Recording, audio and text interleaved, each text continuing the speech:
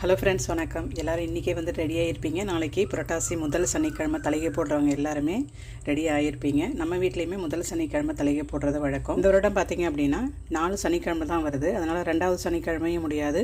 3வது சனிக்கிழமெல்லாம் பார்த்திங்க அப்படின்னா நம்ம கொலு வைக்கிறதால சாமியை வந்துட்டு கொலுவில் வச்சுட்டு தலைகை போடுறது வழக்கம் இல்லை. சாமியை மலையேற்ற முடியாது. அதனால் முதல் சனிக்கிழமை அன்றைக்கே தலைகை போட்டு சாமியை மலையேற்றிட்டு அடுத்தது நம்ம வந்துட்டு கொலு வேலையை ஆரம்பிச்சிட வேண்டியதான். பெருமாளுக்கு நம்மளுடைய எத்தனை வெரைட்டி ரைஸ் நம்ம செஞ்சாலும், எத்தனை விதமான சமையல் செஞ்சு படைச்சாலும் முக்கியமாக இருக்க வேண்டியது பார்த்திங்க அப்படின்னா துளசி தான்.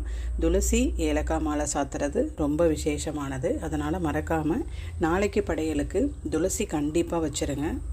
நாம் செய்த வெரைட்டி ரைஸில் முகம் வரைந்து நம்ம பெருமாள் அப்படியே வரைஞ்சி படைத்தாலும் சரி, இல்லை நம்ம அதே எப்படி இலையில் வந்துட்டு கப் அளவு எடுத்து வச்சு படைத்தாலும் சரி, நம்மளுடைய விருப்பம்தான். நல்லபடியாக படைங்க. நாளைக்கு வீடியோவில் சந்திக்கலாம்.